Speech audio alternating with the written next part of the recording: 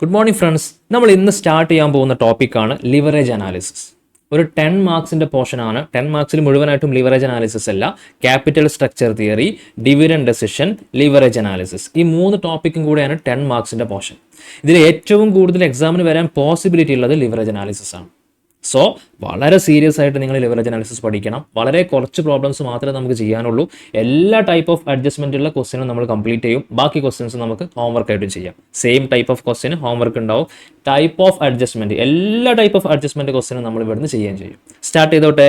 Leverage analysis എന്ന് പറഞ്ഞു കഴിഞ്ഞാൽ ജസ്റ്റ് ഒരു ബേസിക്സ് ഞാൻ പറയാം. ലിവറേജ് എന്ന് പറയുന്ന വേർഡ് കേട്ടിട്ടുണ്ടോ? ബിവറേജ് അല്ലട്ടോ മക്കളെ, ലിവറേജ്. എന്താ ലിവറേജ്? ഇപ്പോൾ നമ്മൾ ലോറിയൊക്കെ റോഡ് സൈഡിലൊക്കെ നിങ്ങൾ കണ്ടിട്ടുണ്ടാവും. ഈ പഞ്ചറായി നിൽക്കുന്ന സമയത്തൊക്കെ അവർ ലിവർ സപ്പോർട്ട് കൊടുക്കും അവർക്ക്, അല്ലേ? വെഹിക്കിളിന് ഒരു സപ്പോർട്ട് കൊടുക്കുന്നുണ്ട്. പഞ്ചറാവുന്ന സമയത്തൊക്കെ ലോറി ഡ്രൈവർ ഈ വെഹിക്കിളിന് ഒരു സപ്പോർട്ട് കൊടുക്കാൻ വേണ്ടിയിട്ടാണ് ലിവർ യൂസ് ചെയ്യുന്നത്. സെയിം സപ്പോർട്ടാണ് നമ്മൾ ഇവിടെയും പഠിക്കാൻ പോകുന്നത്. പക്ഷേ ഇവിടെ ലോറിക്ക് പകരം ഫിനാൻസ് ആണ്. നമുക്കൊരു 10 lakh rupees ഫണ്ട് ആവശ്യമുണ്ടെങ്കിൽ നമുക്കൊരു മേ ബി നമ്മളെ കയ്യിൽ ഓൺ ഫണ്ട് ചിലപ്പോൾ ഉണ്ടായിരിക്കില്ല. പകരം നമ്മൾ എന്ത് ചെയ്യുന്നു? ഏതെങ്കിലും ഒരു സപ്പോർട്ടിനെ സെലക്ട് ചെയ്യുന്നു. മേ ബി ലോൺ ആയിരിക്കാം, ഡിബഞ്ചർ ആയിരിക്കാം, അല്ലെങ്കിൽ നമ്മൾ ഇക്വിറ്റി മേടിക്കുന്നതായിരിക്കാം, എന്തോ ആവട്ടെ.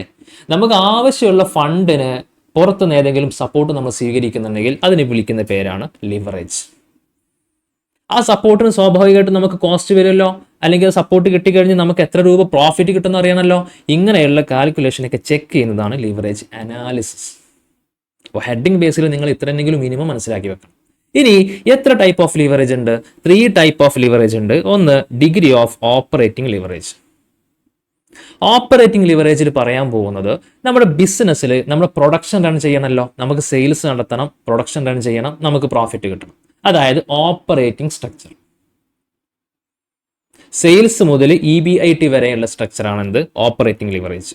ഓപ്പറേഷൻസ് മാത്രം ഇതിൽ ഇൻക്ലൂസീവ് ആയിട്ടുള്ളൂ. അതിൽ നമുക്ക് ലിവറേജ് എങ്ങനെയൊക്കെയാണ് വരിക എന്ന് കാൽക്കുലേഷനാണ് ഡിഗ്രി ഓഫ് ഓപ്പറേറ്റിംഗ് ലിവറേജിൽ നമ്മൾ പഠിക്കുന്നത്. രണ്ടാമത് ഡിഗ്രി ഓഫ് ഫിനാൻഷ്യൽ ലിവറേജ്. ഇവിടെയാണ് ഞാൻ നേരത്തെ പറഞ്ഞിട്ടുള്ള ഇൻട്രസ്റ്റ് റേറ്റും കാര്യങ്ങളൊക്കെ നമ്മൾ ഇവിടെയാണ് കാൽക്കുലേറ്റ് ചെയ്യുന്നത്, ഡിഗ്രി ഓഫ് ഫിനാൻഷ്യൽ ലിവറേജിൽ. ഇതൊക്കെ നമ്മൾ ഡിസ്കസ് ചെയ്യും കേട്ടോ. മൂന്നാമത് degree of combined leverage. Combined leverage എന്ന് പറഞ്ഞു കഴിഞ്ഞാൽ ഈ ഓപ്പറേറ്റിംഗ് ലിവറേജിന്റെയും ഫിനാൻഷ്യൽ ലിവറേജിന്റെ ഒരു കമ്പൈൻഡ് ലിവറേജ് ആണ് ഈ മൂന്നാമത്തെ ഒന്നായിട്ടുള്ള ഡിഗ്രി ഓഫ് കമ്പൈൻഡ് ലിവറേജ്. ഇനി ഫസ്റ്റ് ഞാൻ ഡിഗ്രി ഓഫ് ഓപ്പറേറ്റിംഗ് ലിവറേജ് ആണ് പറയാൻ പോകുന്നത്. ഇക്വേഷൻ ജസ്റ്റ് ഞാനൊന്ന് നോട്ട് ചെയ്യട്ടെ. Degree of operating leverage is equal to percentage of change in EBIT divided by percentage of change in sales. No issue, നമ്മൾ example വെച്ചിട്ട് discuss ചെയ്യും. എന്താണ് equation? Percentage of change in EBIT divided by percentage of change in sales. ഇതാണ് equation. നോക്കിയേ, for example ഞാൻ ഈ വർഷം sales നടത്തുന്നത് 1 lakh rupees ആണ്. എത്രയാണ്? 1 lakh rupees. വേരിയബിൾ കോസ്റ്റ് ഒരു 60,000 rupees ഉണ്ട്. അത് ലെസ് ചെയ്ത് കഴിഞ്ഞാൽ എനിക്ക് കോൺട്രിബ്യൂഷൻ കിട്ടും 40,000 rupees. എൻ്റെ കമ്പനിയിൽ ഈ വർഷം ഫിക്സഡ് കോസ്റ്റ് ഒരു 30,000 rupees ആണ്. കോൺട്രിബ്യൂഷൻ ഫിക്സഡ് കോസ്റ്റ് ലെസ് ചെയ്ത് കഴിഞ്ഞാൽ എന്ത് കിട്ടും? പ്രോഫിറ്റ് ഓർ EBIT കിട്ടും. അപ്പൊ ഇതാണ് ഈ വർഷത്തെ എൻ്റെ ഒരു സ്ട്രക്ചർ. ഇനി നെക്സ്റ്റ് ഇയർ ഞാൻ പ്ലാൻ ചെയ്യുന്നു ഒരു 10% കൂടെ സെയിൽസ് ഞാൻ അഡീഷണലി സെയിൽ ചെയ്യണം. 1 lakh പ്ലസ് 10% എത്രയാ? 1,10,000. സ്വാഭാവികമായിട്ടും വേരിയബിൾ കോസ്റ്റും 10% ഇൻക്രീസ് ചെയ്യല്ലോ. സോ 66,000. കോൺട്രിബ്യൂഷൻ എത്ര കിട്ടി? 1,10,000 മൈനസ് 66,000, 44,000. എത്രയാണ് ഫിക്സ്ഡ് കോസ്റ്റ്? കഴിഞ്ഞ വർഷം 30,000 rupees ആണ് ഫിക്സ്ഡ് കോസ്റ്റ്. സെയിൽസ് ഇൻക്രീസ് ചെയ്തെന്ന് കരുതി ഫിക്സ്ഡ് കോസ്റ്റ് ഇൻക്രീസ് ആവോ? ഇല്ല, fixed cost is always same. So 30,000 rupees തന്നെയാണ് ഫിക്സ്ഡ് കോസ്റ്റ്. 44,000 minus 30,000, 14,000 rupees. എത്രയാണ് ഇപ്പോൾ പ്രോഫിറ്റ് ഉള്ളത്? 14,000 rupees. കഴിഞ്ഞ വർഷം എത്രയായിരുന്നു? 10,000. ഒരു 10% സെയിൽസ് ഇൻക്രീസ് ചെയ്തപ്പോൾ എൻ്റെ പ്രോഫിറ്റ് 10,000 ഉള്ളത് 14,000 ആയിട്ട് ഇൻക്രീസ് ആയി. എത്ര എമൗണ്ട് ആണ് ഇൻക്രീസ് ആയത്? 4,000 rupees ആണ് ഇൻക്രീസ് ആയത്. ഇനി എൻ്റെ question, if profit we want 20,000, what is the sales we required? ഈ ക്വസ്റ്റ്യൻ്റെ ആൻസർ ആണ് ലിവറേജ് അനാലിസിസ്. എന്താ മക്കളേത്? ഇഫ് പ്രോഫിറ്റ് വി വാണ്ട് 20,000, ഇപ്പൊ എനിക്ക് കിട്ടിയ പ്രോഫിറ്റ് 14,000 ആണ്. 10,000 ആയിരുന്നു ഓൾറെഡി എനിക്ക് കിട്ടിയിരുന്ന പ്രോഫിറ്റ്. ഞാൻ എന്ത് ചെയ്തു? ഒരു 10% സെയിൽസ് അങ്ങ് കൂട്ടിയപ്പോൾ എൻ്റെ പ്രോഫിറ്റ് 14,000 ആയി. പക്ഷെ ആക്ച്വലി എനിക്ക് കിട്ടേണ്ട പ്രോഫിറ്റ് 20,000 ആണ്. എത്രയാണ് ഞാൻ എക്സ്പെക്ട് ചെയ്യുന്ന പ്രോഫിറ്റ്? 20,000 ആണ്. 20,000 rupees പ്രോഫിറ്റ് കിട്ടാൻ വേണ്ടിയിട്ട് ഞാൻ എത്ര രൂപയുടെ സെയിൽസ് നടത്തണം? ഈ ഡാറ്റയ്ക്ക് വിളിക്കുന്ന പേരാണ് degree of operation leverage. Degree of operating leverage. Clear ആണോ? അതെങ്ങനെയാണ് മക്കളെ കാൽക്കുലേറ്റ് ചെയ്യുക? ആദ്യം എനിക്ക് ഇപ്പോൾ ഉണ്ടായിട്ടുള്ള ചേഞ്ചസ് ഒന്ന് പറഞ്ഞു തന്നെ. എത്ര പെർസെൻറ്റേജ് ആണ് എനിക്കിപ്പോൾ, ഞാൻ 10% ആണല്ലോ സെയിൽസ് ഇൻക്രീസ് ചെയ്തിട്ടുള്ളത്. അപ്പോൾ എത്ര പെർസെൻറ്റേജ് എനിക്ക് പ്രോഫിറ്റ് ഇൻക്രീസ് ആയത്? നിങ്ങൾ പറഞ്ഞു 10,000 ഉണ്ടായിരുന്ന പ്രോഫിറ്റ് ഇപ്പോൾ 14,000 ആയിട്ടുണ്ട്. ദാറ്റ് മീൻസ് 4,000 റുപ്പീസ് ആണ് അഡീഷണലി എനിക്ക് ഉണ്ടായിട്ടുള്ള ഇൻക്രിമെന്റ്. ഡിവൈഡഡ് ബൈ ഓൾറെഡി ഉണ്ടായിരുന്ന സെയിൽസ് എത്രയാ, സോറി പ്രോഫിറ്റ് എത്രയാ, 10,000 അല്ലേ? 10,000 into 100. ദാറ്റ് മീൻസ് 40% ആണ് ഇപ്പോൾ എനിക്ക് ഉണ്ടായിട്ടുള്ള അഡീഷണൽ പ്രോഫിറ്റ്. എന്താ മക്കളെ അതിന്റെ അർത്ഥം? 10% ഞാൻ സെയിൽസ് ഇൻക്രീസ് ചെയ്ത് കഴിഞ്ഞാൽ 40% എന്റെ പ്രോഫിറ്റ് ഇൻക്രീസ് ആവും. അതല്ലേ അർത്ഥം? 10% സെയിൽസ് ഇൻക്രീസ് ചെയ്ത് കഴിഞ്ഞാൽ എനിക്ക് എന്റെ പ്രോഫിറ്റിൽ 40% ഇൻക്രിമെന്റ് ഉണ്ടാവും. ആ 40% ആണ് ഞാൻ ഇവിടെ കാണിച്ചിട്ടുള്ളത്. ഇനി എനിക്കിത് ടൈംസിലേക്ക് മാറ്റണം. ഒരു പുതിയ ഇക്വേഷൻ കൂടെ നോക്കിയേ. DOL, degree of leverage equal to contribution divided by EBIT. ഈ ഇക്വേഷൻ പഠിക്കണേ. Contribution divided by EBIT. എന്താണ് കോൺട്രിബ്യൂഷൻ? 40,000 റുപ്പീസ് അല്ലേ നമ്മുടെ കോൺട്രിബ്യൂഷൻ. എത്രയാണ് നമ്മുടെ EBIT? 10,000. That means 40,000 divided by 10,000 4 times. ഈ 4 ടൈംസ് മീൻസ് ഒരു ടൈംസ് നിന്റെ സെയിൽസ് ഇൻക്രീസ് ചെയ്ത് കഴിഞ്ഞാൽ 4 ടൈംസ് നിന്റെ പ്രോഫിറ്റ് ഇൻക്രീസ് ആവും. 1 ടൈംസ് നിന്റെ സെയിൽസ് ഇൻക്രീസ് ചെയ്ത് കഴിഞ്ഞാൽ 4 ടൈംസ് നിന്റെ പ്രോഫിറ്റ് ഇൻക്രീസ് ആവും. കാരണം എന്താ? 10% നിന്റെ പ്രോഫിറ്റ് ഇൻക്രീസ് ആയപ്പോ 40% അല്ലേ നിങ്ങളുടെ പ്രോഫിറ്റ് ഇൻക്രീസ് ആയത്. 10% സെയിൽസ് ഇൻക്രീസ് ആയപ്പോ 40% ആണ് നമ്മുടെ പ്രോഫിറ്റ് ഇൻക്രീസ് ആയത്. ദാറ്റ് മീൻസ് 4 ടൈംസ് ആണ് പ്രോഫിറ്റ് ഇൻക്രീസ് ആവുന്നത്. ആ 4 ടൈംസ് ആണ് ഞാൻ ഇവിടെ കണ്ടുപിടിച്ചിട്ടുള്ളത്. അതെങ്ങനെ ഈസി ആയിട്ട് കണ്ടുപിടിക്കുക? Contribution divided by EBIT. ഈ പറയുന്ന കോൺട്രിബ്യൂഷനിൽ എത്ര ടൈംസ് EBIT ഉണ്ട്? EBIT 10,000 ആണ്. അത് 40,000 എത്ര ടൈംസ് ഉണ്ട്? 4 ടൈംസ് ഉണ്ട്. That means if your sales changed 1%, your EBIT changed 4%. നിന്റെ സെയിൽസ് 1% കൂടി കഴിഞ്ഞാൽ സ്വാഭാവികമായിട്ടും നിന്റെ EBIT 4% ഇൻക്രീസ് ആവും. ഇതാണ് അതിന്റെ മീനിങ്. ക്ലിയർ ആണല്ലോ? ക്രിസ്റ്റൽ ക്ലിയർ ആണല്ലോ? Yes. Next example 2. Sales 1 lakh rupees, variable cost 60,000 rupees. Same example തന്നെയാണ്. കോൺട്രിബ്യൂഷൻ 40,000. ഫിക്സഡ് കോസ്റ്റ് ഇവിടെ 30,000 പകരം 10,000 ആണ്. കഴിഞ്ഞ എക്സാമ്പിളിൽ നമ്മൾ 30,000 റുപ്പീസ് ആയിരുന്നു ഫിക്സഡ് കോസ്റ്റ് എടുത്തിരുന്നത്. ഇവിടെ നമുക്ക് ലോവസ്റ്റ് ഫിക്സഡ് കോസ്റ്റ് ഇൻകർ ആയിട്ടുള്ളൂ, ജസ്റ്റ് 10,000 റുപ്പീസ്. എത്രയാണ് ഇപ്പൊ EBIT വരിക? 40,000 മൈനസ് 10,000, 30,000 റുപ്പീസ്. നേരത്തെ ചെയ്ത പോലെ തന്നെ ഞാൻ ഡിഗ്രി ഓഫ് ലീവറേജ് കാൽക്കുലേറ്റ് ചെയ്യട്ടെ. എന്തായിരുന്നു equation? Contribution divided by EBIT. അപ്പോഴേ നമുക്ക് ടൈംസ് കിട്ടുക. ഇവരെ ടൈംസ് കിട്ടിയത് മറന്നോ? കോൺട്രിബ്യൂഷൻ ഡിവൈഡ് ബൈ EBIT ചെയ്തപ്പോഴല്ലേ 4 ടൈംസ് കിട്ടിയത്? യെസ്. അതേപോലെ ഞാൻ ഇവിടെയും ചെയ്യുന്നു. എത്രയാണ് ഇവിടെ കോൺട്രിബ്യൂഷൻ? 40,000 അല്ലേ? ഡിവൈഡഡ് ബൈ EBIT എത്രയാ? 30,000. ദാറ്റ് മീൻസ് ഇവിടുത്തെ ഡിഗ്രി ഓഫ് ലീവറേജ് 1.33 ടൈംസ് ആണ്. എന്താ മക്കളെ ഇവിടെ ഡിഗ്രി ഓഫ് ലീവറേജ് 4 ടൈംസിന് പകരം 1.33 ടൈംസ് ആയിട്ട് റെഡ്യൂസ് ചെയ്യാനുള്ള കാരണം എന്താ? അവിടെയും ഇവിടെയുള്ള ചേഞ്ചസ്, ഈ 2 എക്സാമ്പിളും തമ്മിലുള്ള ചേഞ്ചസ് എന്താ? ഒരൊറ്റ ചേഞ്ചസ് മാത്രമേ ഉള്ളൂ. ഇവിടെ ഫിക്സഡ് കോസ്റ്റ് 10,000 ആണ്, ഇവിടുത്തെ ഫിക്സഡ് കോസ്റ്റ് 30,000 ആണ്. അപ്പോൾ നമുക്ക് ഒരു കാര്യം മനസ്സിലായി. ഈ ഡിഗ്രി ഓഫ് ലീവറേജ് ചേഞ്ച് ചെയ്യാനുള്ള സാധ്യത, അല്ലെങ്കിൽ ഈ 4 ടൈംസ് നിന്ന് 1.33 ടൈംസ് ആയിട്ട് റെഡ്യൂസ് ചെയ്യാനുള്ള ഒരു പോസിബിലിറ്റി ഫിക്സഡ് കോസ്റ്റിന്റെ എന്തോ അഡ്ജസ്റ്റ്മെന്റ് ആണ്. കാരണം അത് എമൗണ്ട് മാത്രമേ നമ്മൾ ഇവിടെ ചേഞ്ച് ചെയ്തിട്ടുള്ളൂ. എന്താ ഈ 1.33 ടൈംസിന്റെ അർത്ഥം എന്താ? 1% നിന്റെ സെയിൽസ് ഇൻക്രീസ് ചെയ്ത് കഴിഞ്ഞാൽ 1.33% ആണ് നിന്റെ പ്രോഫിറ്റ് ഇൻക്രീസ് ആവുക. നേരത്തെ 1% സെയിൽസ് ഇൻക്രീസ് ചെയ്തിരുന്നെങ്കിൽ 4 ടൈംസ് പ്രോഫിറ്റ് ഇൻക്രീസ് ചെയ്യുമായിരുന്നു. ഇവിടെ അതിന് പകരം 1% സെയിൽസ് ഇൻക്രീസ് ചെയ്ത് കഴിഞ്ഞാൽ ജസ്റ്റ് 1.33% മാത്രമേ സെയിൽസ് പ്രോഫിറ്റ് ഇൻക്രീസ് ആവുള്ളൂ. അതായത് പ്രോഫിറ്റ് ഇൻക്രീസ് ആവുന്നതിന്റെ പെർസെൻറ്റേജ് വളരെ കുറഞ്ഞു ആണല്ലോ. എന്തായിരിക്കും ഇവിടെ പ്രോഫിറ്റ് ഇൻക്രീസ് ചെയ്യാനുള്ള സാധ്യത കുറഞ്ഞത്? എന്തുകൊണ്ടാണ് അതിന്റെ പെർസെൻറ്റേജ് കുറഞ്ഞത്? വെരി ഈസി മക്കളെ. First company degree of leverage is 4 times. Second company degree of leverage is 1.33 times. The reason is fixed cost is higher. The fixed cost degree of leverage will be high. Fixed cost നമ്മുടെ കമ്പനിക്ക് ഒരുപാട് കൂടുതലാണെങ്കിൽ സ്വാഭാവികമായിട്ടും നമ്മുടെ degree of ലീവറേജും ഒരുപാട് കൂടുതലായിരിക്കും. അതെന്താ അതിന്റെ റീസൺ? ഒന്ന് ഇങ്ങോട്ട് വന്നേ. ഇവിടെ നമ്മൾ ഇക്വേഷൻ എന്താ? കോൺട്രിബ്യൂഷൻ ഡിവൈഡഡ് ബൈ EBIT അല്ലേ? ഇവിടെ കോൺട്രിബ്യൂഷൻ 40,000 ആണ്. കോൺട്രിബ്യൂഷനിൽ ആരൊക്കെയുണ്ട്? ഫിക്സഡ് കോസ്റ്റും ഉണ്ട്, പ്രോഫിറ്റും ഉണ്ട്. നമ്മുടെ ഈ കേസിൽ ഈ കോൺട്രിബ്യൂഷന്റെ നല്ലൊരു ശതമാനം ആരാണ്? ഫിക്സഡ് കോസ്റ്റ് ആണ്. വളരെ ചെറിയ ശതമാനം മാത്രമേ ആരുള്ളൂ? പ്രോഫിറ്റ് ഉള്ളൂ. സോ ഈ 10,000 റുപ്പീസ് ആണ് എന്റെ പ്രോഫിറ്റ്. ഈ 10,000ന്റെ 4 ടൈംസ് ആണ് എന്റെ ഈ കോൺട്രിബ്യൂഷൻ. ക്ലിയർ ആണോ? അപ്പൊ ബാലൻസ് ഉള്ള ഒരു ഹ്യൂജ് എമൗണ്ടും ആരാണ്? ഫിക്സഡ് കോസ്റ്റ് ആണ്. അപ്പൊ ഫിക്സഡ് കോസ്റ്റ് ഹൈ ആണെങ്കിൽ സ്വാഭാവികമായിട്ടും ഡിഗ്രി ഓഫ് ലീവറേജും വളരെ ഹൈ ആയിരിക്കും. ക്ലിയർ ആണോ? അതിന്റെ റീസൺ എന്തായിരിക്കും? അതും കൂടെ ഒന്ന് ഡിസ്കസ് ചെയ്ത് നോക്കിയേ, ഒന്ന് ആലോചിച്ച് നോക്കിയേ, എന്തായിരിക്കും അതിന്റെ റീസൺ? ഫിക്സഡ് കോസ്റ്റിന് ഒരു സ്പെഷ്യാലിറ്റി ഉണ്ട്. എന്താ അതിന്റെ സ്പെഷ്യാലിറ്റി? നമ്മൾ എത്ര പെർസെൻറ്റേജ് സെയിൽസ് ഇൻക്രീസ് ചെയ്ത് കഴിഞ്ഞാലും ഫിക്സഡ് കോസ്റ്റിന് അഡീഷണൽ കോസ്റ്റ് ഇൻക്രാവില്ല. എല്ലാ സമയത്തും 30,000 അല്ലേ? അതായത് fixed cost is always same. Total fixed cost is always same. അവിടെയാണ് ഇതിന്റെ മുഴുവൻ അഡ്ജസ്റ്റ്മെന്റും നടക്കുന്ന മക്കളെ. അതായത് നമ്മുടെ സെയിൽസ് ഇൻക്രീസ് ചെയ്യുന്ന സമയത്ത് ഫിക്സഡ് കോസ്റ്റ് എന്ന് പറയുന്ന വലിയൊരു ഏരിയ നമുക്ക് ഇൻക്രീസ് ആകുന്നില്ല. ഇവിടെ ആക്ച്വലി 40,000 റുപ്പീസ് കോൺട്രിബ്യൂഷൻ നമുക്ക് കിട്ടുമ്പോൾ അതിൽ ഈ കോൺട്രിബ്യൂഷനിലെ 30,000 റുപ്പീസും, അതായത് 3/4 പാർട്ടും നമ്മൾ കൊടുക്കുന്നത് ആർക്കാണ്? ഫിക്സഡ് കോസ്റ്റിനാണ്.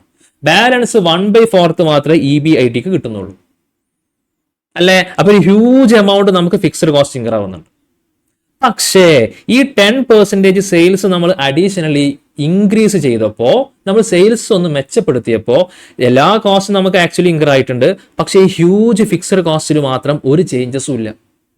ഈ പറയുന്ന അഡീഷണൽ 10% സെയിൽസ് ഉണ്ടല്ലോ, അതായത് 10,000 അല്ലേ, 1,00,000 റുപ്പീസ് നമ്മൾ ഇപ്പോൾ 1,10,000 സെയിൽസ് നടത്തുന്നത്. അഡീഷണൽ സെയിൽസ് 10,000 ആണ്. ഈ 10,000 റുപ്പീസ് സെയിൽസ് നടത്താൻ വേണ്ടിയിട്ട് നമുക്ക് 1 രൂപ പോലും ഫിക്സഡ് കോസ്റ്റ് ഇൻക്രീസ് ആയിട്ടില്ല. എന്താ അങ്ങനെ പറഞ്ഞത്? 1,00,000 റുപ്പീസിന്റെ സെയിൽസ് നടത്താൻ നിങ്ങൾക്ക് ഇൻക്രീസ് ആയത് 30,000 റുപ്പീസാണ്. 1,10,000 റുപ്പീസിന്റെ സെയിൽസ് നടത്താനും നിങ്ങൾക്ക് ഇൻക്രീസ് ആയത് 30,000 റുപ്പീസാണ്. ദാറ്റ് മീൻസ് ഈ അഡീഷണൽ 10,000 റുപ്പീസിന് 1 രൂപ പോലും ഫിക്സഡ് കോസ്റ്റ് ഇൻക്രീസ് ആവില്ല. അതിന് ആര് മാത്രമേ ഇൻക്രീസ് ആവുന്നുള്ളൂ? വേരിയബിൾ കോസ്റ്റ് മാത്രമേ ഇൻക്രീസ് ആവുള്ളൂ. അപ്പൊ എന്താ സംഭവിക്കുക മക്കളെ? കോൺട്രിബ്യൂഷൻ കിട്ടി, ഈ 10,000 റുപ്പീസിന്റെ കോൺട്രിബ്യൂഷനിൽ മുഴുവനായിട്ടും ആര് മാത്രമായിരിക്കും? പ്രോഫിറ്റ് മാത്രമായിരിക്കും, ഫിക്സഡ് കോസ്റ്റ് ഇല്ല. അതുകൊണ്ടാണ് കൂടുതൽ ഫിക്സഡ് കോസ്റ്റ് ഉള്ള കമ്പനിക്ക് അഡീഷണൽ സെയിൽസ് നടത്തുന്ന സമയത്ത് EBIT അല്ലെങ്കിൽ പ്രോഫിറ്റ് പെട്ടെന്ന് കൂടാനുള്ള കാരണം എന്താ? ഈ ഹ്യൂജ് ഫിക്സഡ് കോസ്റ്റ് ഒന്നും പിന്നെ അഡീഷണൽ സെയിൽസിന് വരുന്നില്ല. അത് ഓൾറെഡി ഇവിടെ കവർ ആയിപ്പോയി. ക്ലിയർ ആണോ? പക്ഷേ രണ്ടാമത്തെ കേസിൽ ജസ്റ്റ് 10,000 റുപ്പീസ് മാത്രമേ ഫിക്സഡ് കോസ്റ്റ് ഉള്ളൂ. 40,000 റുപ്പീസിലെ 3/4 നമ്മുടെ പ്രോഫിറ്റ് ആണ്. അപ്പോൾ ഫിക്സഡ് കോസ്റ്റ് വളരെ കുറവാണ്. ഇനിയിപ്പോൾ ഈ 1,00,000 ഉള്ളത് 1,10,000 റുപ്പീസ് ആയിട്ട് സെയിൽസ് ഇൻക്രീസ് ചെയ്ത് കഴിഞ്ഞാൽ പോലും ഒരു വലിയ എമൗണ്ട് ഒന്നും ഫിക്സഡ് കോസ്റ്റ് നമുക്ക് ബെനിഫിറ്റ് കിട്ടാനില്ല. കാരണം ഓൾറെഡി ഫിക്സഡ് കോസ്റ്റ് വളരെ ചെറിയ എമൗണ്ടേ ഉള്ളൂ. അത് ഇനിയിപ്പോൾ അടുത്ത ഈ 10%നും ഫിക്സഡ് കോസ്റ്റ് വന്നു കഴിഞ്ഞാലും ഒരു വലിയ ഹ്യൂജ് എമൗണ്ട് ഫിക്സഡ് കോസ്റ്റ് നമുക്ക് വരാനില്ല. ഇനിയിപ്പോൾ ആ ഫിക്സഡ് കോസ്റ്റ് ഒഴിവായി കഴിഞ്ഞാലും നമുക്കൊരു വലിയ ബെനിഫിറ്റ് ഒന്നും ഇല്ല. ഓൾറെഡി ചെറിയ എമൗണ്ട് മാത്രമേ നമുക്ക് ഫിക്സഡ് കോസ്റ്റ് ഉള്ളൂ. അപ്പോൾ നമുക്ക് ഈ അഡീഷണൽ സെയിൽസ് ഉണ്ടല്ലോ, 10,000 റുപ്പീസിന്റെ അഡീഷണൽ സെയിൽസ്, ആ അഡീഷണൽ സെയിൽസിന് ഫിക്സഡ് കോസ്റ്റ് ഇല്ല എന്ന് കരുതി, അല്ലെങ്കിൽ ഫിക്സഡ് കോസ്റ്റിന് ചേഞ്ചസ് ഇല്ല എന്ന് കരുതി നമുക്കൊരു ഹ്യൂജ് ബെനിഫിറ്റ് ഒന്നും കിട്ടാനില്ല. എത്ര കിട്ടാനുള്ളൂ? Just 1.33 times.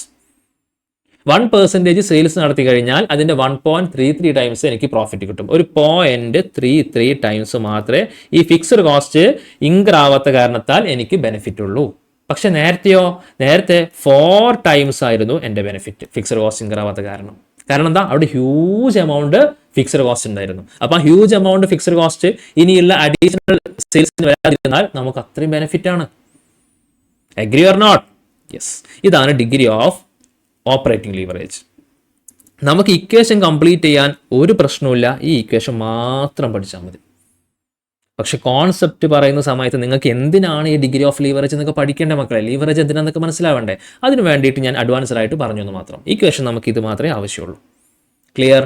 യെസ്. നെക്സ്റ്റ് ലെവലിലേക്ക് പൊക്കോട്ടെ. Degree of financial leverage.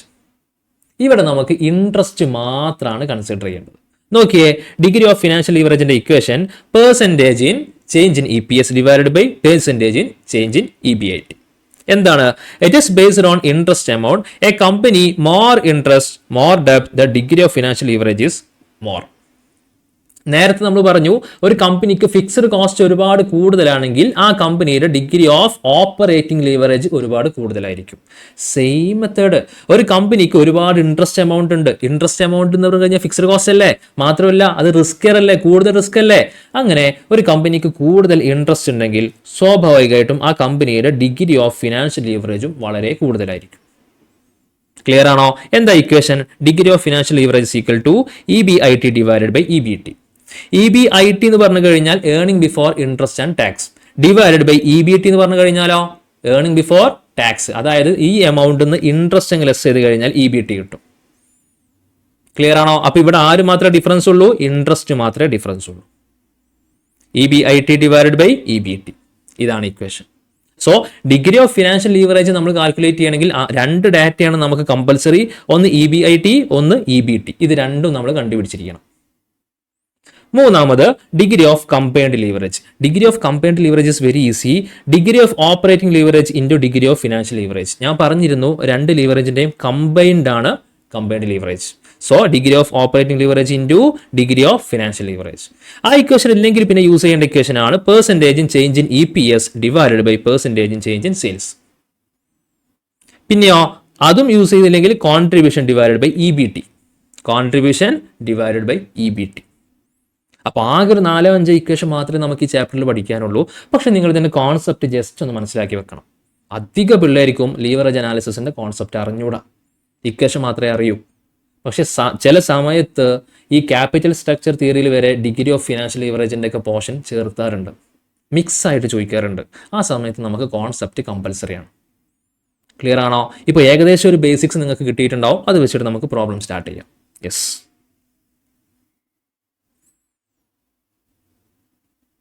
First area,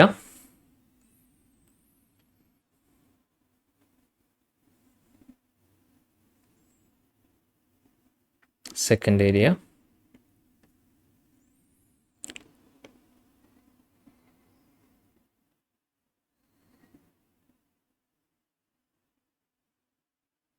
third area,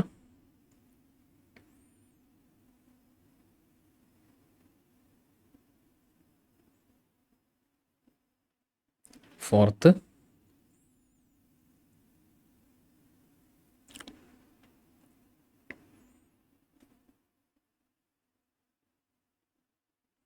fifth,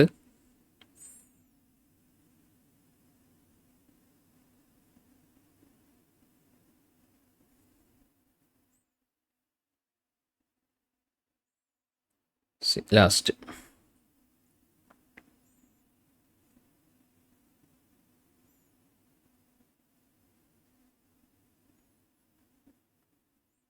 okay ആണല്ലോ? പ്രോബ്ലം സ്റ്റാർട്ട് ചെയ്യാലോ? Yes. So let's start the problem. Question number 110. First question number 110. Calculate the operating leverage for each of the four items A, B, C, D from the following price and cost data. What conclusion can you draw with respect to level of fixed cost and the degree of operating leverage result? So DOL ആണ് നമ്മൾ calculate ചെയ്യേണ്ടത്. Explain. Assume number of units sold is 5000. എത്ര unit ആണ് sale ചെയ്യുന്നത്? 5000 unit. Selling price ക്വസ്റ്റ്യനിൽ കൊടുത്തിട്ടുണ്ട് ABCDക്ക്. Variable cost per യൂണിറ്റും ക്വസ്റ്റ്യനിൽ കൊടുത്തിട്ടുണ്ട്. ഫിക്സഡ് ഓപ്പറേറ്റിംഗ് കോസ്റ്റും ക്വസ്റ്റ്യനിൽ കൊടുത്തിട്ടുണ്ട്. എന്തായിരുന്നു നമ്മുടെ equation? Contribution divided by EBIT അല്ലേ? കോൺട്രിബ്യൂഷൻ എങ്ങനെ കിട്ടുക? Sales minus variable cost contribution കിട്ടുമല്ലോ. EBIT കിട്ടാൻ വേണ്ടിയിട്ട് ഈ ഫിക്സഡ് ഓപ്പറേറ്റിംഗ് കോസ്റ്റും കൂടെ കുറച്ച് കഴിഞ്ഞാൽ EBIT കിട്ടും. കോൺട്രിബ്യൂഷൻ ഫിക്സഡ് കോസ്റ്റ് കുറച്ച് കഴിഞ്ഞാൽ EBIT കിട്ടും. Let's start. യെസ്, കൂടെ തന്നെ ചെയ്തോ, ഈസി ക്വസ്റ്റ്യനാണ്. Statement of degree of leverage ABCD.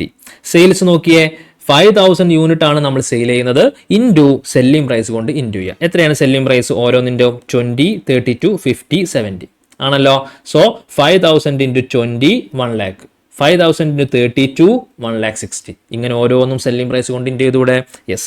Next, sales എന്ന് വേരിയബിൾ കോസ്റ്റ് കുറക്കുമ്പോഴാണ് നമുക്ക് കോൺട്രിബ്യൂഷൻ കിട്ടുക. 5000 യൂണിറ്റ് ആണ് നമ്മുടെ സെയിൽസ്. സോ ഇൻറ്റു എത്രയാണ് വേരിയബിൾ കോസ്റ്റ് പെർ യൂണിറ്റ് ഓരോന്നിൻ്റെതും? 6, 16, 20, 50. 5000 into 6 30,000, 5000 into 16 80,000, 5,000 into 32, sorry, 5,000 into 20, 1 lakh, 5,000 into 32, 2 lakh 50. 32 അല്ലടാ, സോറി 50 ആണല്ലേ, 50. So 2 lakh 50. അപ്പോൾ നമുക്ക് വേരിയബിൾ കോസ്റ്റും കിട്ടി. സെയിൽസ് നിന്ന് വേരിയബിൾ കോസ്റ്റ് കുറച്ച് കഴിഞ്ഞാൽ കോൺട്രിബ്യൂഷൻ കിട്ടൂലേ? ഓരോ വേരിയബിൾ കോസ്റ്റും കുറച്ച് കഴിഞ്ഞാൽ നമുക്ക് കോൺട്രിബ്യൂഷൻ കിട്ടും. ഇനി എന്താ ചെയ്യേണ്ടത്?